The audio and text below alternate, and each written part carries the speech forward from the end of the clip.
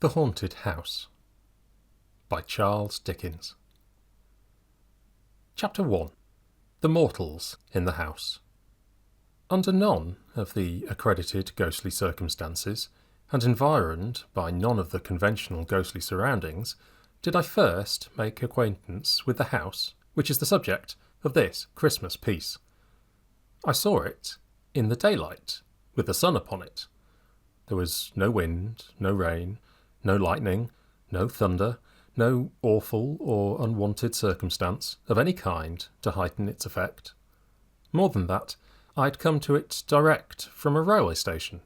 It was not more than a mile distant from the railway station, and, as I stood outside the house, looking back upon the way I had come, I could see the goods train running smoothly along the embankment in the valley.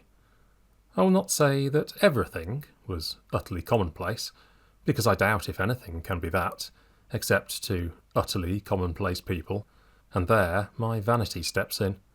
But I will take it on myself to say that anybody might see the house as I saw it, any fine autumn morning. The manner of my lighting on it was this. I was travelling towards London out of the north, intending to stop by the way to look at the house. My health required a temporary residence in the country, and a friend of mine who knew that, and who had happened to drive past the house, had written to me to suggest it as a likely place.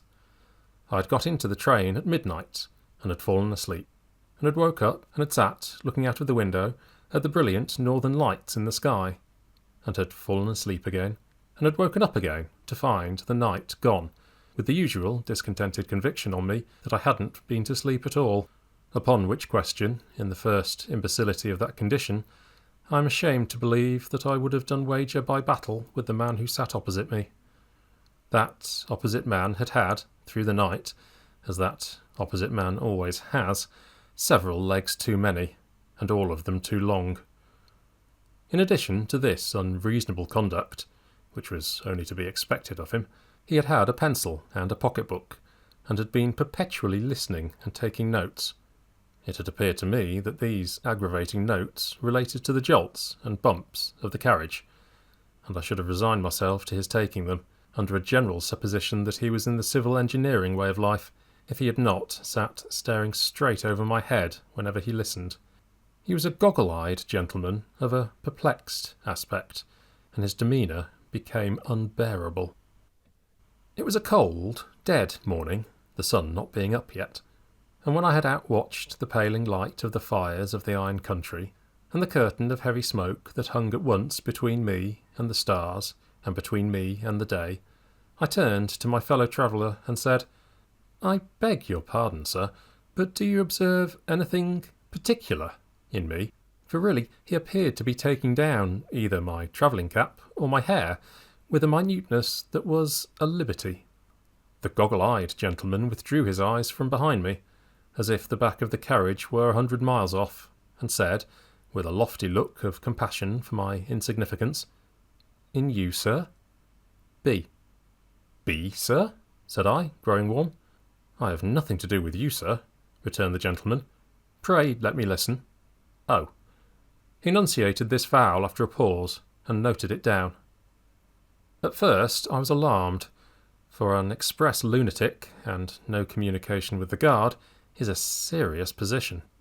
The thought came, to my relief, that the gentleman might be what is popularly called a rapper, one of a sect for some of whom I have the highest respect, but whom I don't believe in. I was going to ask him the question when he took the breath out of my mouth. "You will excuse me," said the gentleman contemptuously, "if I am too much in advance of common humanity to trouble myself at all about it. I have passed the night, as indeed I pass the whole of my time now, in spiritual intercourse." "Oh," said I, somewhat snappishly. "The conference of the night began," continued the gentleman, turning several leaves of his notebook, "with this message: 'Evil communications corrupt good manners.'" "Sound," said I, "but absolutely new?" "New from spirits," returned the gentleman. I could only repeat my rather snappish "Oh," and ask if I might be favoured with the last communication. "A bird in the hand," said the gentleman, reading his last entry with great solemnity, is worth 2 in the Bosch. Truly, I am of the same opinion, said I. But shouldn't it be Bush? It came to me Bosch, returned the gentleman. The gentleman then informed me that the spirit of Socrates had delivered this special revelation in the course of the night. My friend, I hope you are pretty well. There are 2 in this railway carriage. How do you do? There are 17,479 spirits here, but you cannot see them. Pythagoras is here. He is not at liberty to mention it, but hopes you like travelling. Galileo likewise has dropped in, with this scientific intelligence. I am glad to see you, amico. Come sta?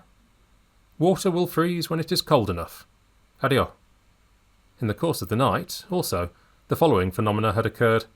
Bishop Butler had insisted on spelling his name Bubbler, for which offence against orthography and good manners he had been dismissed as out of temper. John Milton, suspected of wilful mystification, had repudiated the authorship of Paradise Lost, and had introduced, as joint authors of that poem, 2 unknown gentlemen, respectively named Grungers and Scuddingtone. And Prince Arthur, nephew of King John of England, had described himself as tolerably comfortable in the 7th circle, where he was learning to paint on velvet under the direction of Mrs. Trimmer and Mary, Queen of Scots. If this should meet the eye of the gentleman who favoured me with these disclosures, I trust he will excuse my confessing that the sight of the rising sun, and the contemplation of the magnificent order of the vast universe, made me impatient of them. In a word, I was so impatient of them that I was mightily glad to get out at the next station, and to exchange these clouds and vapours for the free air of heaven. By that time it was a beautiful morning. As I walked away among such leaves as had already fallen from the golden, brown, and russet trees, and as I looked around me on the wonders of creation, and thought of the steady, unchanging, and harmonious laws by which they are sustained, the gentleman's spiritual intercourse seemed to me as poor a piece of journey work as ever this world saw. In which heathen state of mind I came within view of the house, and stopped to examine it attentively. It was a solitary house, standing in a sadly neglected garden, a pretty even square of some 2 acres. It was a house of about the time of George II, as stiff, as cold, as formal, and in as bad taste as could possibly be desired by the most loyal admirer of the whole quartet of Georges. It was uninhabited, but had, within a year or 2, been cheaply repaired to render it habitable. I say cheaply, because the work had been done in a surface manner, and was already decaying as to the paint and plaster, though the colours were fresh. A lopsided board drooped over the garden wall, announcing that it was to let on very reasonable terms, well furnished.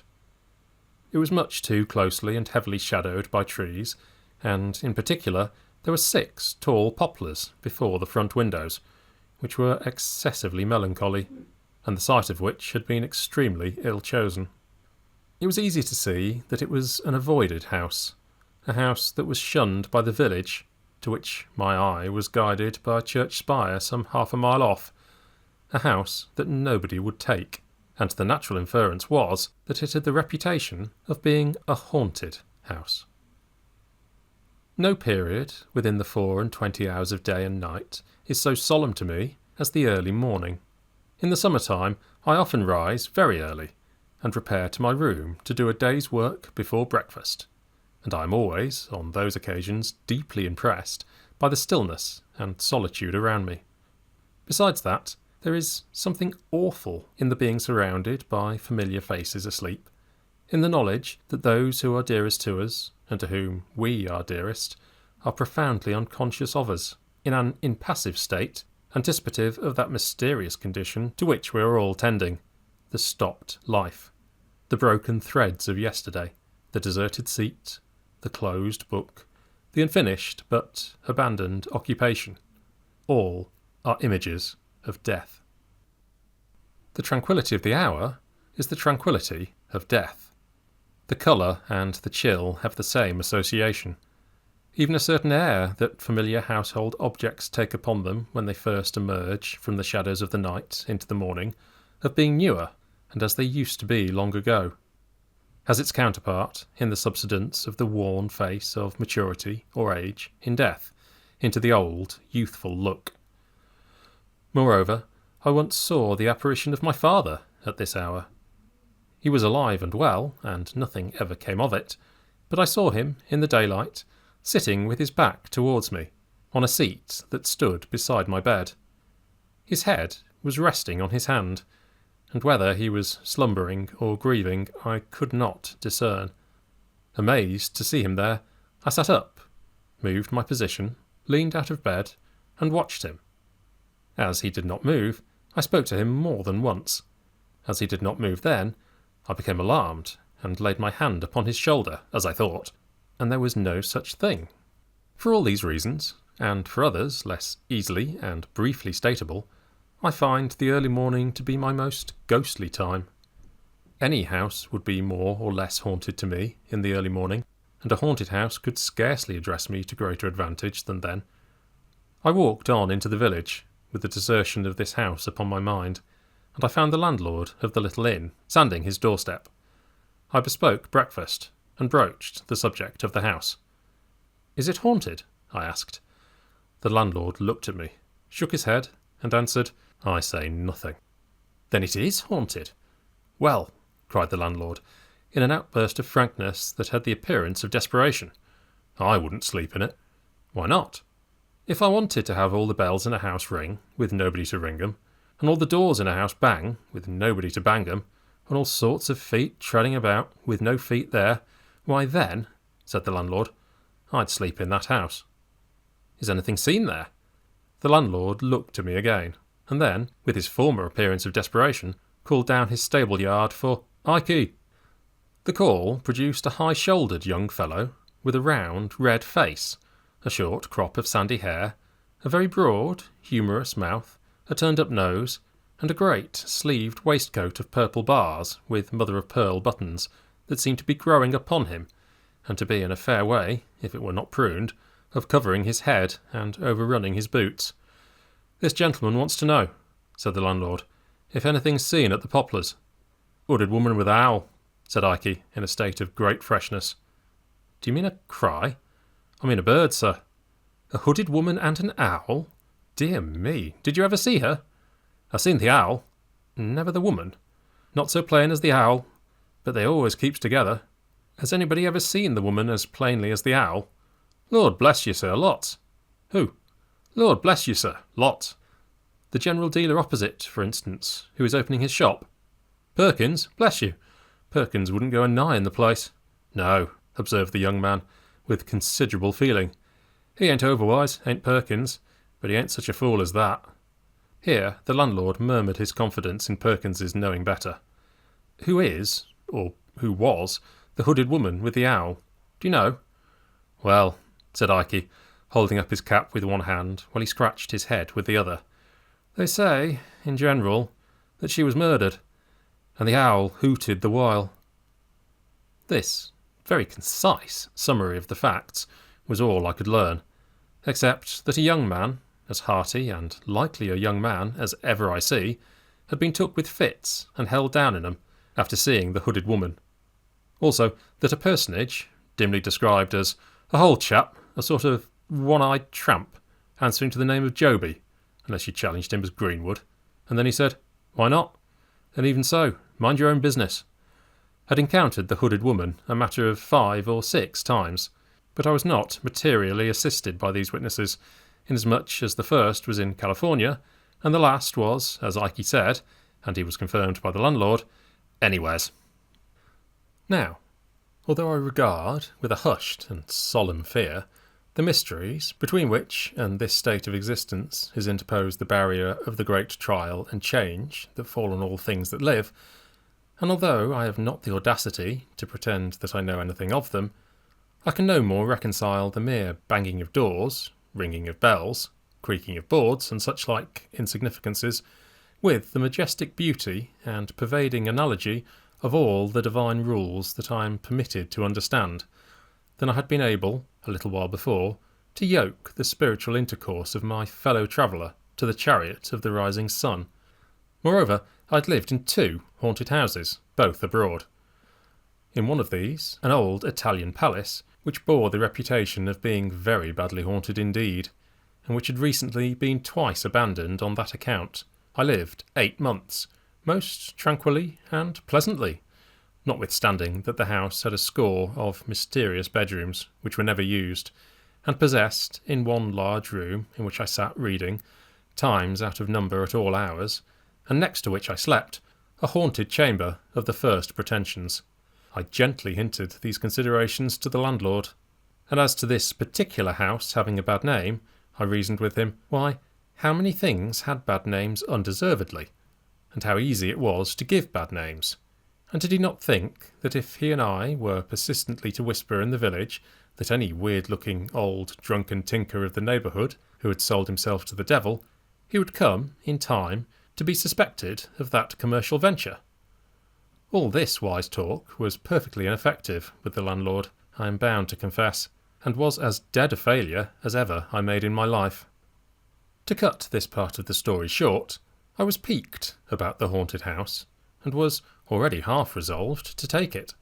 So, after breakfast, I got the keys from Perkins's brother-in-law, a whip and harness maker who keeps the post office, and is under submission to a most rigorous wife of the doubly seceding little Emmanuel persuasion, and went up to the house, attended by my landlord and by Ike. Within, I found it, as I had expected, transcendently dismal. The slowly changing shadows waved on it from the heavy trees were doleful in the last degree. The house was ill-placed, ill-built, ill-planned, and ill-fitted. It was damp, it was not free from dry rot, there was a flavour of rats in it, and it was the gloomy victim of that indescribable decay which settles on all the work of man's hands whenever it is not turned to man's account. The kitchens and offices were too large and too remote from each other. Above stairs and below, waste tracts of passage intervened between patches of fertility represented by rooms, and there was a mouldy old well with a green growth upon it, hiding like a murderous trap near the bottom of the back stairs, under the double row of bells. One of these bells was labelled, on a black ground in faded white letters, Master B. This, they told me, was the bell that rang the most. Who was Master B? I asked. Is it known what he did while the owl hooted? Rang the bell, said Ike. I was rather struck by the prompt dexterity with which this young man pitched his fur cap at the bell and rang it himself. It was a loud, unpleasant bell, and made a very disagreeable sound. The other bells were inscribed according to the names of the rooms to which their wires were conducted, as picture room, double room, clock room, and the like.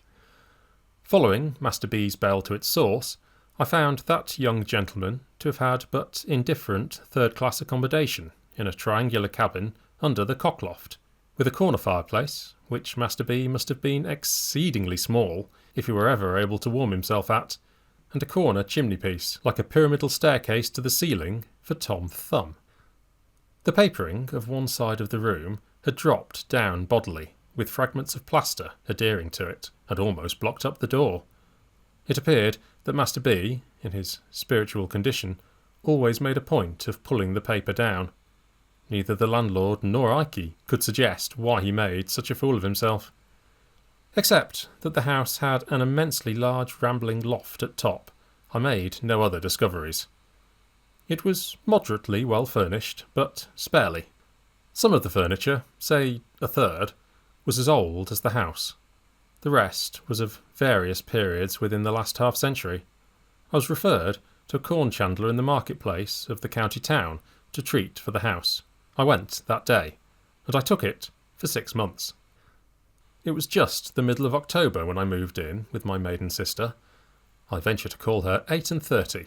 She is so very handsome, sensible, and engaging. We took with us a deaf stableman, my bloodhound Turk, 2 women servants, and a young person called an odd girl. I have reason to record, of the attendant last enumerated, who was one of the St. Lawrence's Union female orphans, that she was a fatal mistake, and a disastrous engagement. The year was dying early. The leaves were falling fast. It was a raw, cold day when we took possession, and the gloom of the house was most depressing. The cook, an amiable woman, but of a weak turn of intellect, burst into tears on beholding the kitchen, and requested that her silver watch might be delivered over to her sister, to Tuppintock's Gardens, Liggs Walk, Clapham Rise, in the event of anything happening to her from the damp. Streaker, the housemaid, feigned cheerfulness, but was the greater martyr. The odd girl, who had never been in the country, alone was pleased, and made arrangements for sowing an acorn in the garden outside the scullery window, and rearing an oak. We went, before dark, through all the natural, as opposed to supernatural, miseries incidental to our state. Dispiriting reports ascended, like the smoke, from the basement in volumes, and descended from the upper rooms. There was no rolling pin. There was no salamander, which failed to surprise me, for I don't know what it is. There was nothing in the house. What there was broken. The last people must have lived like pigs. What could the meaning of the landlord be?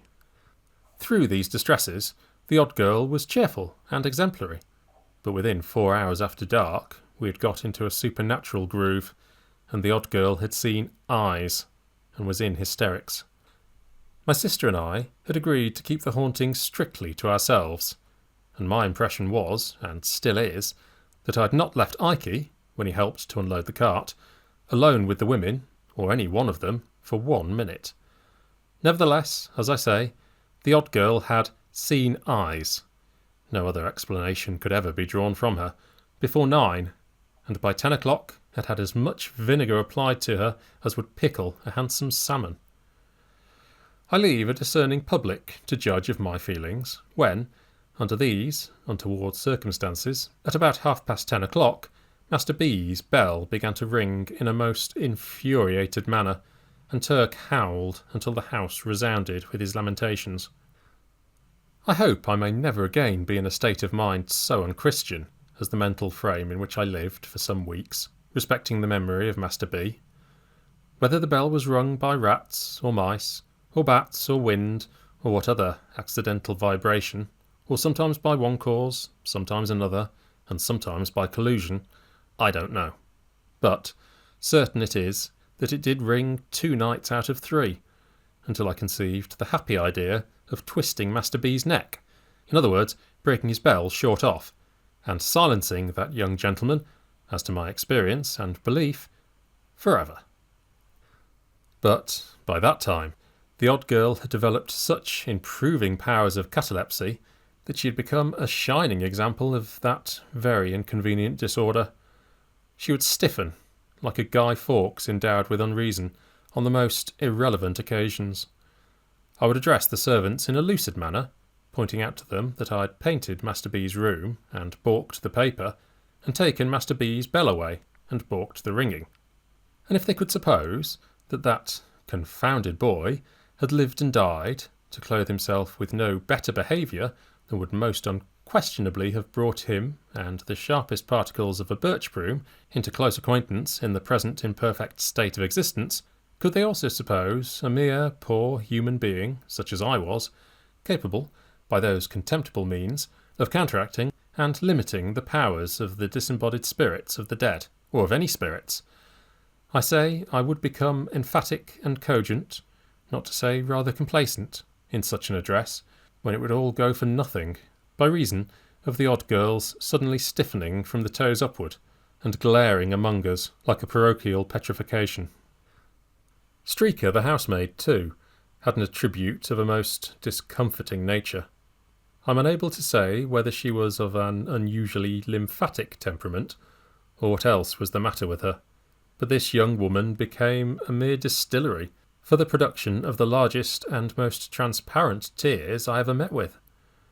Combined with these characteristics was a peculiar tenacity of hold in those specimens, so that they didn't fall, but hung upon her face and nose. In this condition, and mildly and deplorably shaking her head, a silence would throw me more heavily than the admirable Creighton could have done in a verbal disputation for a purse of money.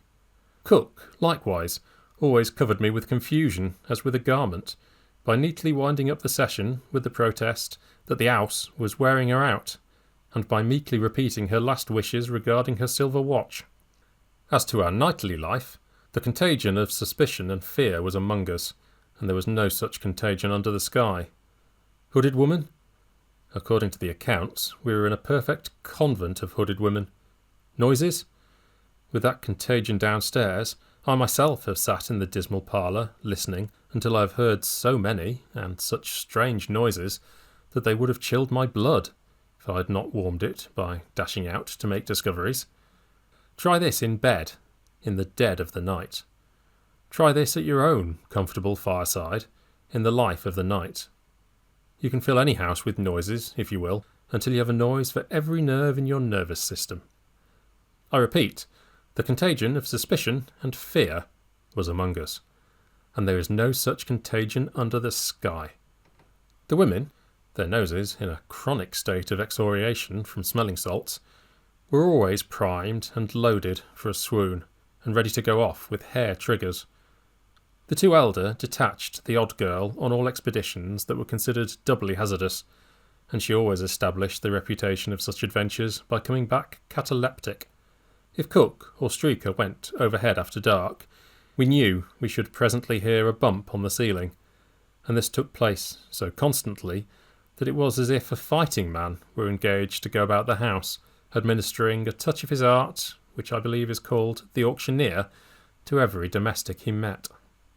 It was in vain to do anything. It was in vain to be frightened, for the moment in one's own person, by a real owl, and then to show the owl. It was in vain to discover, by striking an accidental discord on the piano, that Turk always howled at particular notes and combinations.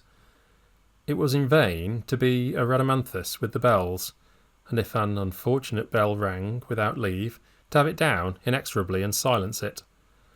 It was in vain to fire up chimneys, let torches down the well, charge furiously into suspected rooms and recesses. We changed servants, and it was no better. The new set ran away, and a third set came, and it was no better. At last, our comfortable housekeeping got to be so disorganised and wretched that I one night dejectedly said to my sister, "Patty, I begin to despair of our getting people to go with us here, and I think we must give this up." My sister, who is a woman of immense spirit, replied, "No, John, don't give it up. Don't be beaten, John. There is another way." "And what is that?" said I. "John," returned my sister, "if we are not to be driven out of this house, and that for no reason whatever that is apparent to you or me, we must help ourselves, and take the house wholly and solely into our own hands." "But the servants," said I. "Have no servants," said my sister boldly.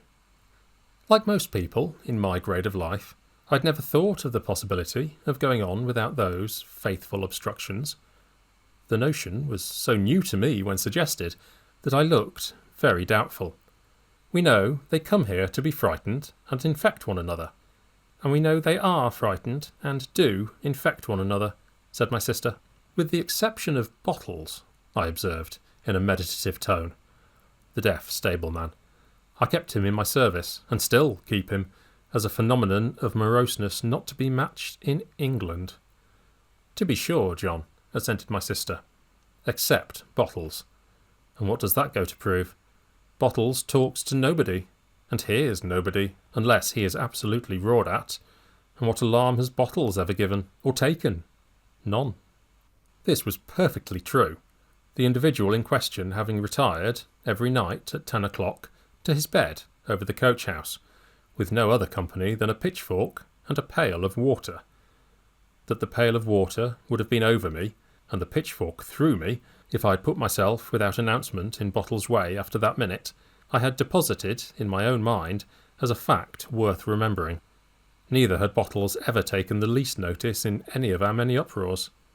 An imperturbable and speechless man, he had sat at his supper with Streaker present in a swoon, and the odd girl marble, and had only put another potato in his cheek, or profited, by the general misery, to help himself to beefsteak pie. And so, continued my sister, I exempt bottles. And considering, John, that the house is too large, and perhaps too lonely, to be kept well in hand by bottles, you and me, I propose that we cast about among our friends for a certain selected number of the most reliable and willing, form a society here for 3 months, wait upon ourselves and one another, live cheerfully and socially, and see what happens. I was so charmed with my sister that I embraced her on the spot, and went into her plan with the greatest ardour. We were then in the 3rd week of November, but we took our measures so vigorously, and were so well seconded by the friends in whom we confided, that there was still a week of the month unexpired when our party all came together merrily and mustered in the haunted house. I will mention, in this place, 2 small changes that I made while my sister and I were yet alone. It occurring to me as not improbable that Turk howled in the house at night, partly because he wanted to get out of it, I stationed him in his kennel outside, but unchained, and I seriously warned the village that any man who came in his way must not expect to leave him without a rip in his own throat. I then casually asked Ike if he were a judge of a gun. On his saying, "Yes, sir, I knows a good gun when I sees her," I begged the favour of his stepping up to the house and looking at mine. "She's a true one, sir," said Ike, after inspecting a double-barrelled rifle that I bought in New York a few years ago. "No mistake about her, sir." "Ike," said I, "don't mention it. I've seen something in this house." "No, sir," he whispered, greedily opening his eyes. "Hooded lady, sir." "Don't be frightened," said I. "It was a figure rather like you." "Lord, sir." "Ike," said I, shaking hands with him warmly, I may say affectionately, if there is any truth in these ghost stories, the greatest service I can do you is to fire at that figure. And I promise you, by heaven and earth, I will do it with this gun if I see it again. The young man thanked me and took his leave with some little precipitation after declining a glass of liquor. I imparted my secret to him because I had never quite forgotten his throwing his cap at the bell, because I had, on another occasion, noticed something very like a fur cap lying not far from the bell one night when it had burst out ringing, and because I had remarked that we were at our ghostliest whenever he came up in the evening to comfort the servants. Let me do Ike no injustice. He was afraid of the house, and believed in its being haunted, and yet he would play false on the haunting side so surely as he got an opportunity. The odd girl's case was exactly similar. She went about the house in a state of real terror, and yet lied monstrously and wilfully, and invented many of the alarms she spread, and made many of the sounds we heard. I had had my eye on the 2, and I know it. It is not necessarily for me, here, to account for this preposterous state of mind.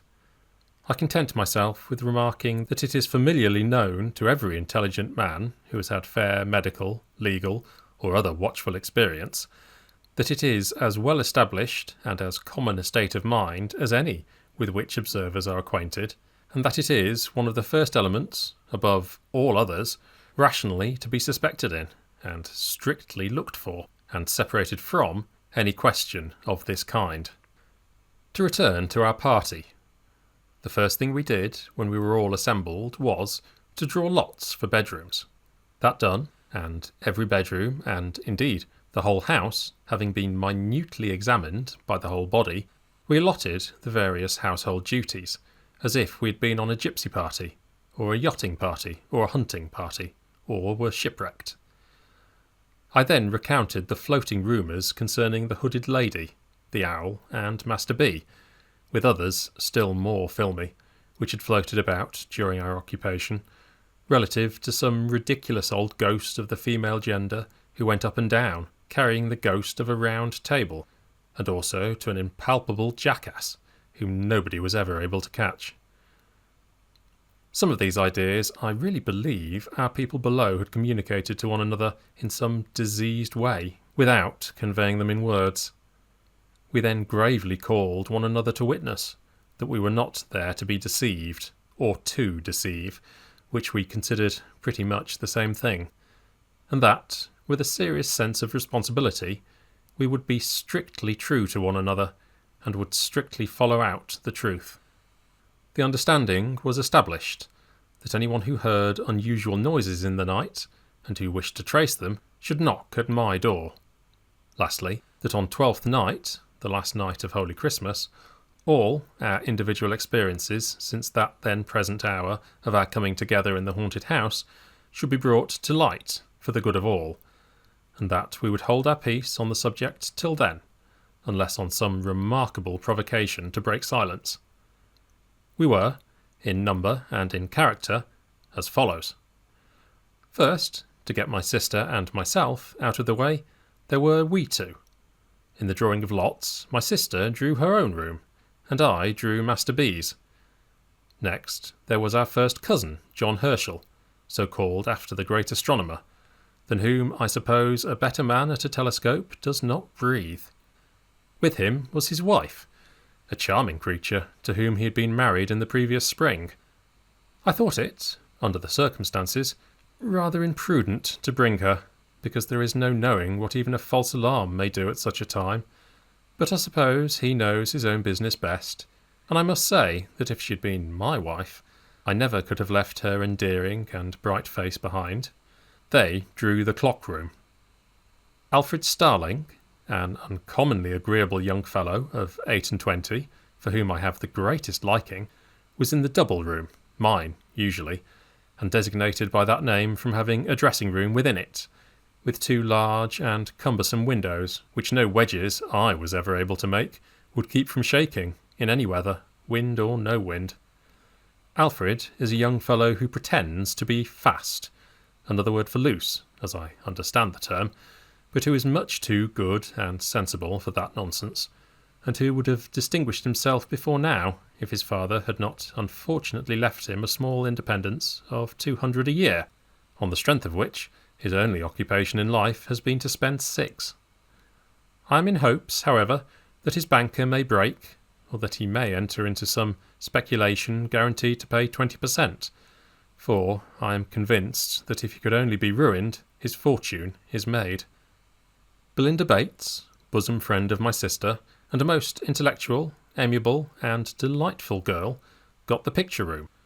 She has a fine genius for poetry, combined with real business earnestness, and goes in, to use an expression of Alfred's, for women's mission, women's rights, women's wrongs, and everything that is woman's with a capital W, or is not and ought to be, or is and ought not to be. Most praiseworthy, my dear, and heaven prosper you, I whispered to her on the first night of my taking leave of her at the picture-room door. But don't overdo it, and in respect of the great necessity there is, my darling, for more employments being within the reach of woman than our civilization has as yet assigned to her, don't fly at the unfortunate men, even those men who are at first sight in your way, as if they were the natural oppressors of your sex, for, trust me, Belinda, they do sometimes spend their wages among wives and daughters, sisters, mothers, aunts and grandmothers, and the play is really not all Wolf and Red Riding Hood, but has other parts in it. However, I digress. Belinda, as I have mentioned, occupied the picture room.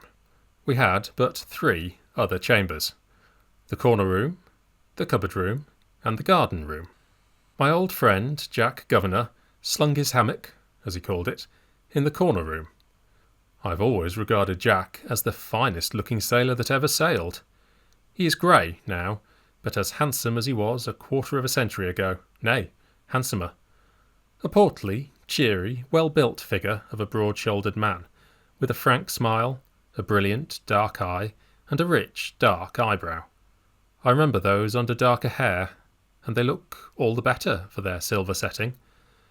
He has been wherever his Union namesake flies, has Jack, and I've met old shipmates of his, away in the Mediterranean and on the other side of the Atlantic, who have beamed and brightened at the casual mention of his name, and have cried, "You know Jack Governor?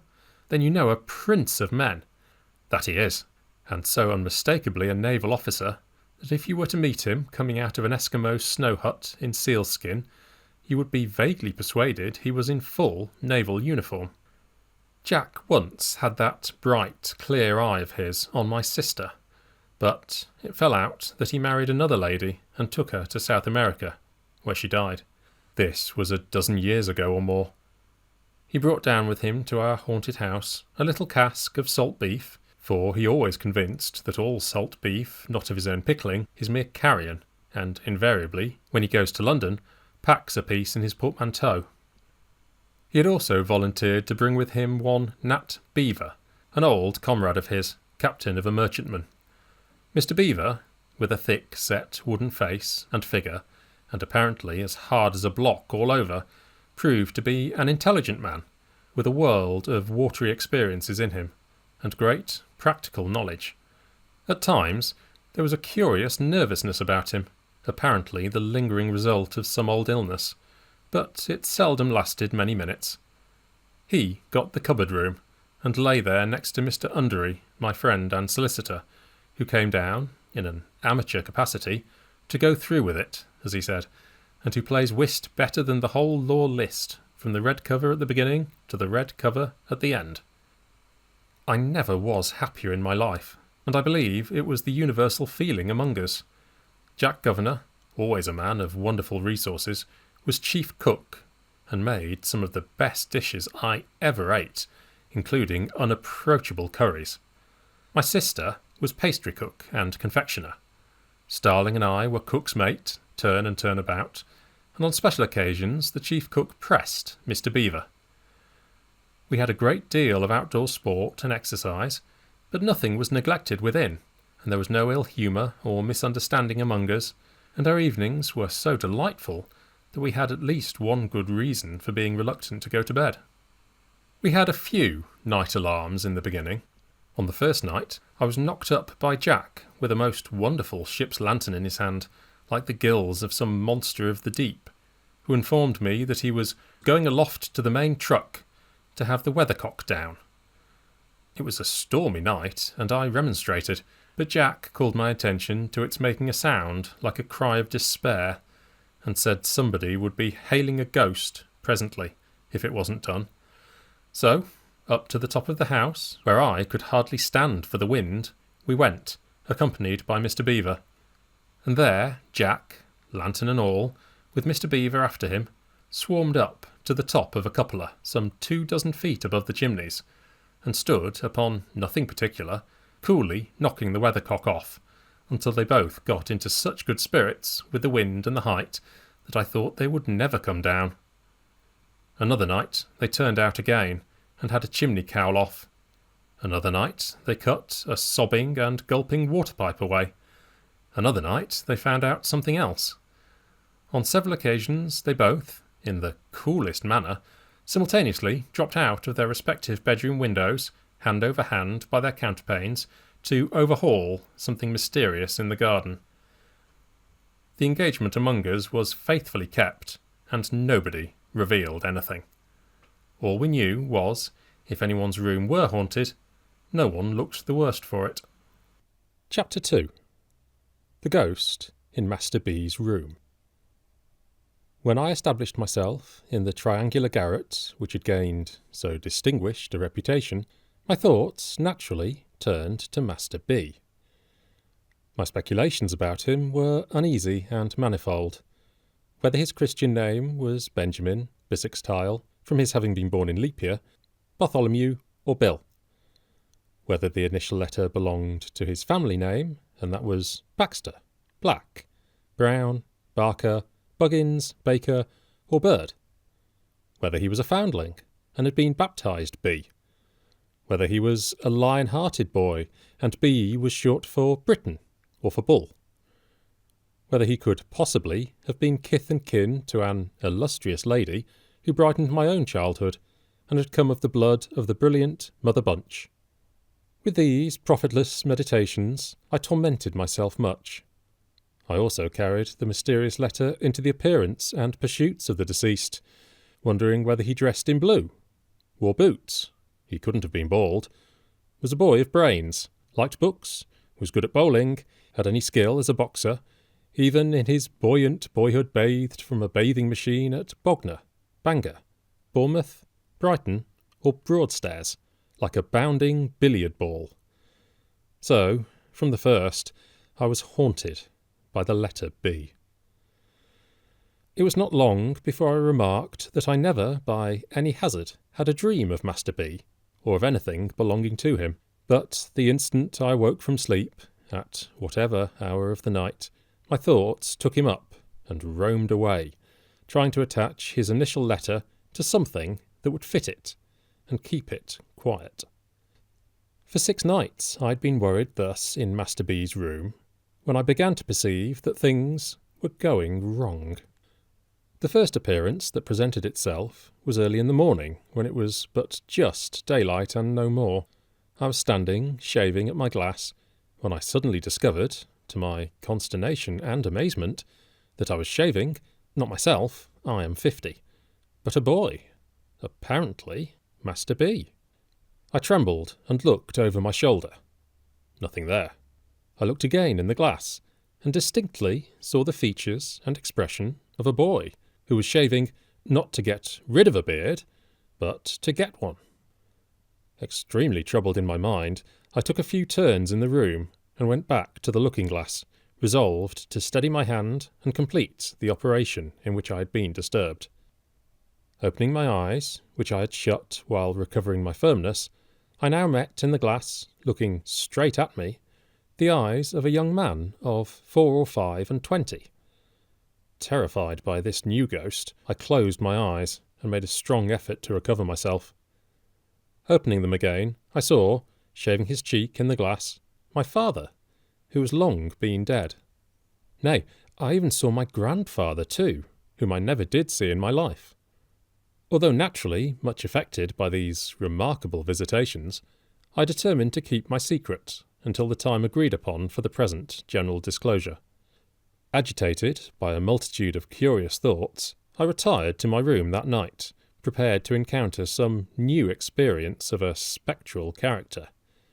Nor was my preparation needless, for, waking from an uneasy sleep at exactly 2 o'clock in the morning, what were my feelings to find that I was sharing my bed with the skeleton of Master B. I sprang up, and the skeleton sprang up also. I then heard a plaintive voice saying, "Where am I? What is become of me?" And, looking hard in that direction, perceived the ghost of Master B.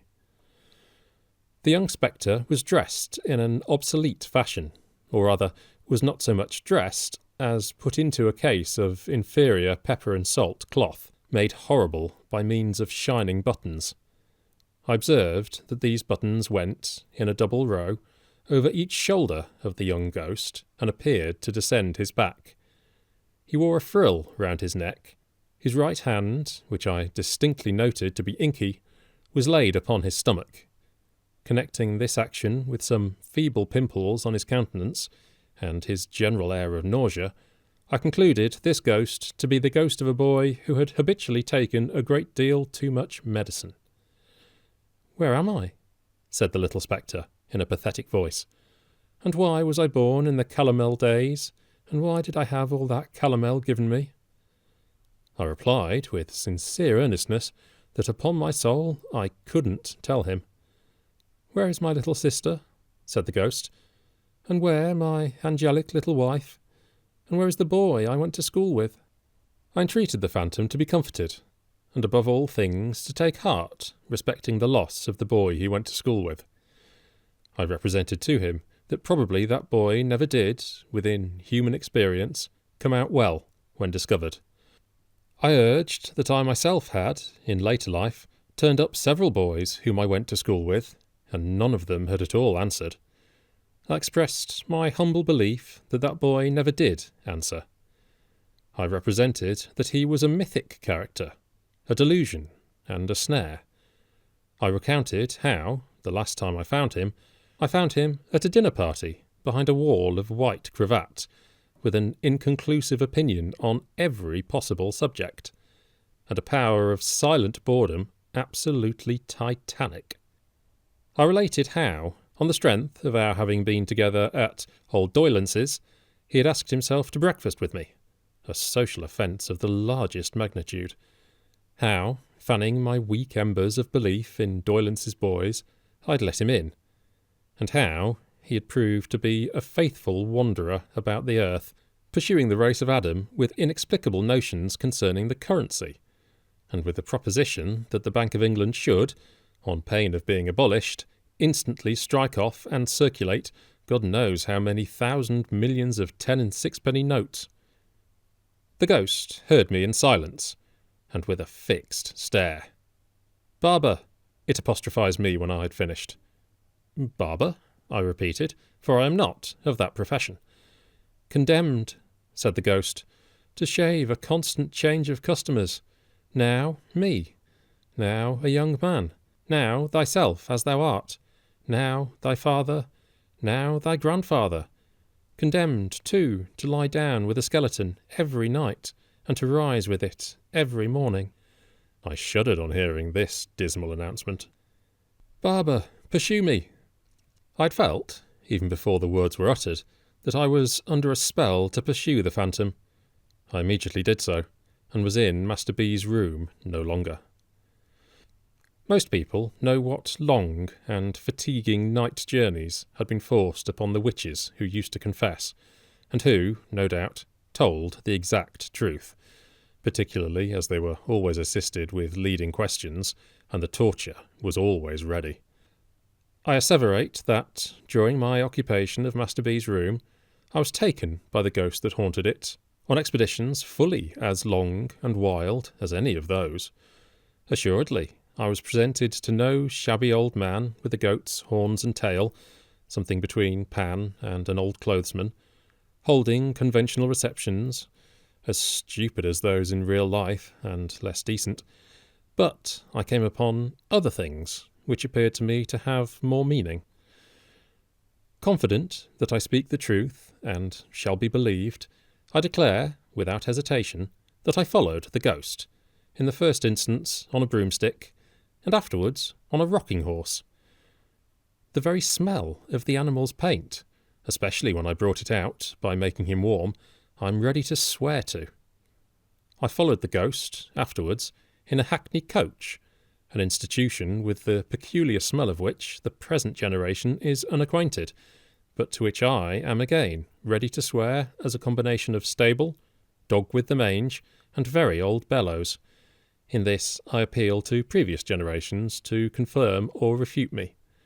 I pursued the phantom on a headless donkey, at least upon a donkey who was so interested in the state of his stomach that his head was always down there, investigating it. On ponies, expressly born to kick up behind, on roundabouts and swings from fairs. In the first cab, another forgotten institution where the fare regularly got into bed and was tucked up with the driver. Not to trouble you with a detailed account of all my travels in pursuit of the ghost of Master B, which were longer and more wonderful than those of Sinbad the Sailor, I will confine myself to one experience from which you may judge of many. I was marvellously changed. I was myself, yet not myself. I was conscious of something within me, which has been the same all through my life, and which I have always recognised under all its phases and varieties as never altering. And yet I was not the I who had gone to bed in Master B.'s room. I had the smoothest of faces and the shortest of legs, and I had taken another creature like myself, also with the smoothest of faces and the shortest of legs, behind a door, and was confiding to him a proposition of the most astounding nature. The proposition was that we should have a seraglio. The other creature assented warmly. He had no notion of respectability, neither had I. It was the custom of the East. It was the way of the good Caliph Haroun al-Rashid. Let me have the corrupted name again for once. It is so scented with sweet memories. The usage was highly laudable, and most worthy of imitation. "Oh, yes, let us," said the other creature with a jump. "Have a seraglio." It was not because we entertained the faintest doubts of the meritorious character of the Oriental establishment we proposed to import, that we perceived it must be kept a secret from Miss Griffin. it was because we knew Miss Griffin to be bereft of human sympathies, and incapable of appreciating the greatness of the great Haroun. Mystery impenetrably shrouded from Miss Griffin, then. Let us entrust it to Miss Buell. We were 10 in Miss Griffin's establishment by Hampstead Ponds, 8 ladies and 2 gentlemen. Miss Buell, whom I judge to have attained the ripe age of 8 or 9, took the lead in society. I opened the subject to her in the course of the day, and proposed that she should become the favourite. Miss Buell, after struggling with the diffidence so natural to, and charming in, her adorable sex, expressed herself as flattered by the idea, but wished to know how it was proposed to provide for Miss Pipson. Miss Buell, who was understood to have vowed towards that young lady a friendship, halves, and no secrets, until death, on the church service and lessons, complete in 2 volumes with case and lock. Miss Buell said she could not, as the friend of Pipson, disguise from herself, or me, that Pipson was not one of the common. Now, Miss Pipson, having curly hair and blue eyes, which was my idea of anything mortal and feminine that was called fair, I promptly replied that I regarded Miss Pipson in the light of a fair Circassian. And what then? Miss Buell pensively asked. I replied that she must be unveiled by a merchant, brought to me veiled, and purchased as a slave. The other creature had already fallen into the second male place in the state, and was set apart for Grand Vizier. He afterwards resisted this disposal of events, but had his hair pulled until he yielded. Shall I not be jealous? Miss Buell inquired, casting down her eyes. So be it, no, I replied. You will ever be the favourite sultana. The first place in my heart, and on my throne, will be ever yours. Miss Buell, upon that assurance, consented to propound the idea to her 7 beautiful companions. It occurred to me, in the course of the same day, that we knew we could trust a grinning and good-natured soul called Tabby, who was the serving drudge of the house, and had no more figure than one of the beds, and upon whose face there was always more or less black lead. I slipped into Miss Buell's hand after supper a little note to that effect, dwelling on the black lead as being in a manner deposited by the finger of Providence, pointing Tabby out for Mesrour, the celebrated chief of the blacks of the harem. There were difficulties in the formation of the desired institution, as there are in all combinations. The other creature showed himself of a low character, and when defeated in aspiring to the throne, pretended to have conscientious scruples about prostrating himself before the Caliph, wouldn't call him commander of the faithful, spoke of him slightingly and inconsistently as a mere chap. Said he, the other creature wouldn't play, and was otherwise coarse and offensive. This meanness of disposition was, however, put down by the general indignation of an united seraglio, and I became blessed in the smiles of 8 of the fairest of the daughters of men. The smiles could only be bestowed when Miss Griffin was looking another way, and only then in a very wary manner, for there was a legend among the followers of the Prophet that she saw with a little round ornament in the middle of the pattern on the back of her shawl. But every day after dinner, for an hour, we were all together, and then the favourite and the rest of the royal harem competed who should most beguile the leisure of the serene Haroun reposing from the cares of state, which were generally, as in most affairs of state, of an arithmetical character, the commander of the faithful being a fearful boggler at a sum. On these occasions, the devoted Mesrour, chief of the blacks of the harem, was always in attendance, Miss Griffin usually ringing for that officer at the same time with great vehemence, but never acquitted himself in a manner worthy of his historical reputation. In the first place, his bringing a broom into the divan of the Caliph, even when Haroun wore on his shoulders the red robe of anger, Miss Pipson's police, though it might be got over for the moment, was never to be quite satisfactorily accounted for. In the second place, his breaking out into grinning exclamations of "Lawk, you pretties!" was neither Eastern nor respectful. In the third place, when specially instructed to say Bismillah, he always said Hallelujah.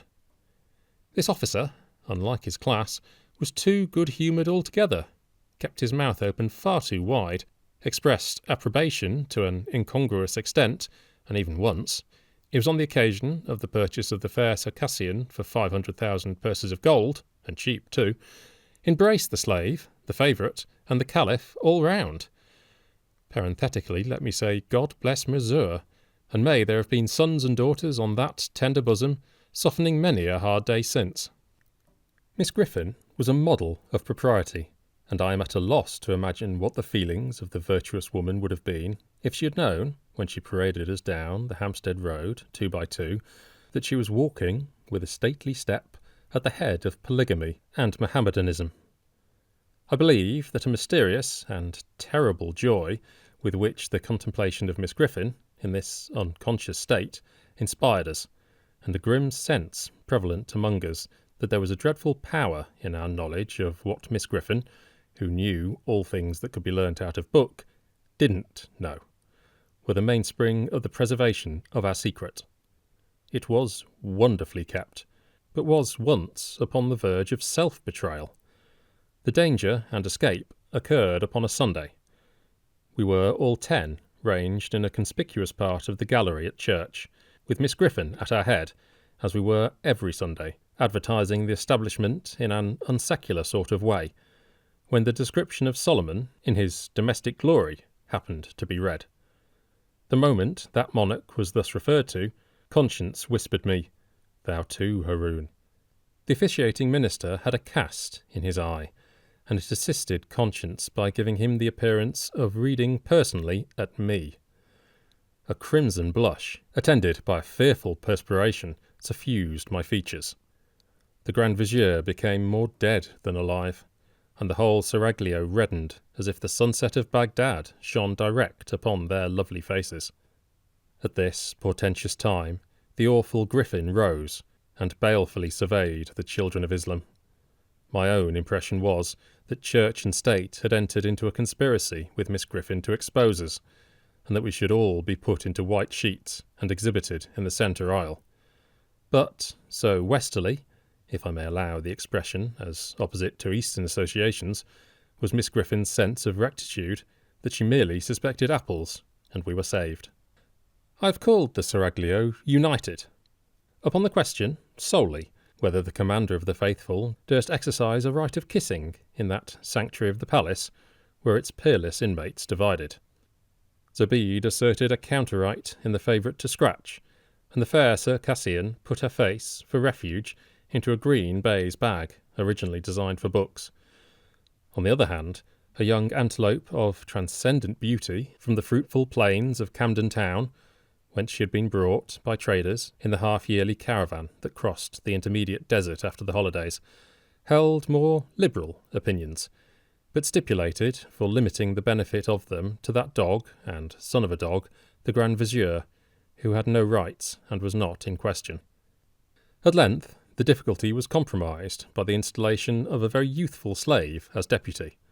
She, raised upon a stool, officially received upon her cheeks the salutes intended by the gracious Haroun for other sultanas, and was privately rewarded from the coffers of the ladies of the harem. And now it was, at the full height of enjoyment of my bliss, that I became heavily troubled. I began to think of my mother, and what she would say to my taking home at midsummer 8 of the most beautiful of the daughters of men, but all unexpected.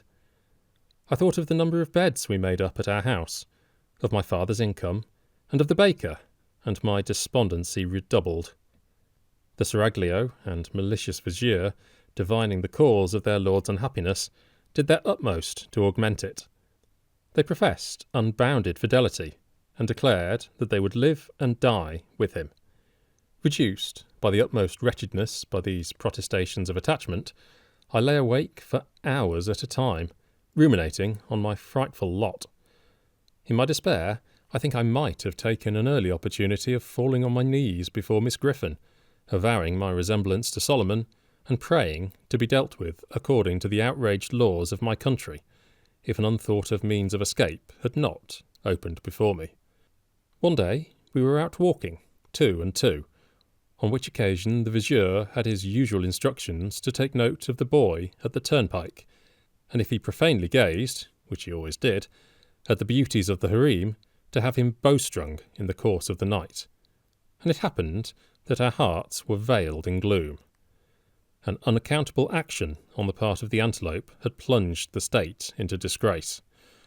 That charmer, on the representation that the previous day was her birthday, and that vast treasures had been sent in a hamper for its celebration, both baseless assertions, had secretly, but most pressingly, invited 35 neighbouring princes and princesses to a ball and supper, with a special stipulation that they were not to be fetched till 12.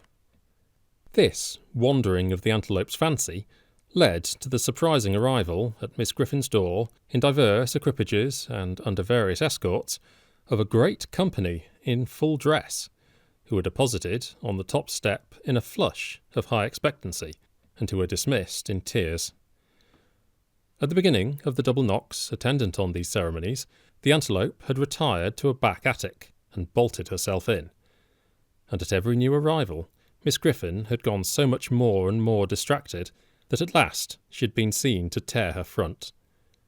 Ultimate capitulation on the part of the offender had been followed by solitude in the linen closet, bread and water, and a lecture to all, of vindictive length, in which Miss Griffin had used expressions: firstly, "I believe you all knew of it"; secondly, "Every one of you is as wicked as another"; thirdly, "A pack of little wretches." Under these circumstances, we were walking drearily along, and I especially, with my Mulsimone responsibilities heavy on me, was in a very low state of mind, when a strange man accosted Miss Griffin, and, after walking on at her side for a little while, and talking with her, looked at me. Supposing him to be a minion of the law, and that my hour was come, I instantly ran away, with the general purpose of making for Egypt. The whole seraglio cried out when they saw me making off as fast as my legs would carry me. I had an impression that the first turning on the left, and round by the public house, would be the shortest way to the pyramids. Miss Griffin screamed after me. The faithless Rigier ran after me, and the boy at the turnpike dodged me into a corner like a sheep and cut me off. Nobody scolded me when I was taken and brought back. Miss Griffin only said, with a stunning gentleness, this was very curious. Why had I run away when the gentleman looked at me? If I had had any breath to answer with, I dare say I should have made no answer. Having no breath, I certainly made none. Miss Griffin and the strange man took me between them, and walked me back to the palace in a sort of state, but not at all, as I couldn't help feeling with astonishment, in culprit state. When we got there, we went into a room by ourselves, and Miss Griffin called in to her assistance Mesrour, chief of the dusky guards of the harem. Mesrour, on being whispered to, began to shed tears. "Bless you, my precious," said that officer, turning to me. "Your pa's took bitter bad." I asked with a fluttered heart, "Is he very ill?" "Lord temper the wind to you, my lamb," said the good Mesrour, kneeling down, that I might have a comforting shoulder for my head to rest on. "Your pa's dead." Haroun al-Rashid took to flight at the words.